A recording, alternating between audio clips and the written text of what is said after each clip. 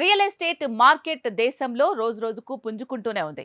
తాజా గణాంకాలు కూడా ఇదే స్పష్టం చేస్తున్నాయి. అయితే అందుబాటు ధరల్లో ఇళ్ల అమ్మకాలు మాత్రం తగ్గిపోయాయి.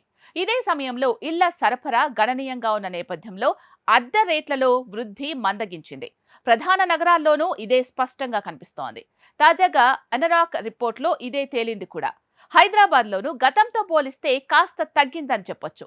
ఒకవైపు దేశంలో రియల్ ఎస్టేట్కు మంచి డిమాండ్ ఉన్నప్పటికీ మరోవైపు రెసిడెన్షియల్ రెంటల్ గ్రోత్కు సంబంధించి దేశంలోని ప్రధాన నగరాల్లో గణనీయంగా తగ్గుదల కనిపిస్తోంది.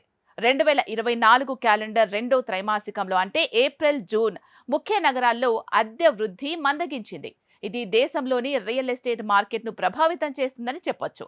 ప్రముఖ ప్రాపర్టీ కన్సల్టెంట్ రియల్ ఎస్టేట్ సంస్థ అనురాక్ డేటాను బట్టి చూస్తే ఈ 2024 సంవత్సరం మొదటి త్రైమాసికంలో జనవరి, మార్చ్ అద్దె రేట్లు 4 నుంచి 9% వరకు పెరగ్గా, ఇదే సమయంలో ఇది ఏప్రిల్, జూన్ సమయంలో చూస్తే మాత్రం 2 నుంచి 4%గానే ఉండడం గమనించాల్సిన విషయం.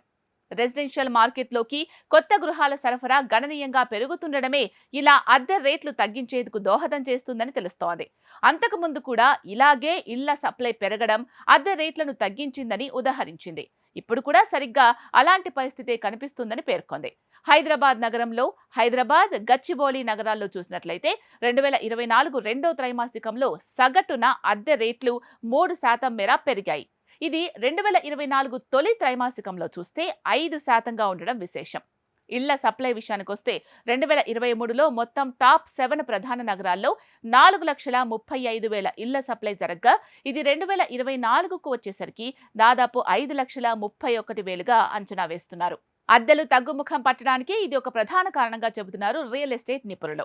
అద్దె రేట్లలో ఉదాహరణకు చూస్తే బెంగళూరు వైల్డ్ ఫీల్డ్ ప్రాంతంలో 1000 చదరపు అడుగుల 2BHK అద్దె 2019లో 20,000గా ఉండగా 2020 చివరికి వచ్చేసరికి కరోనా దెబ్బకు 18,500కు తగ్గింది. 2023లో చూస్తే ఇది మళ్లీ 30,200కు చేరింది. 2024 జనవరి, మార్చి సమయంలో ఇది 32,500గా ఉండగా రెండో త్రైమాసికానికి కేవలం 33,700కే చేరింది. అంటే ఇక్కడ వృద్ధి మందగించడం చూడొచ్చు.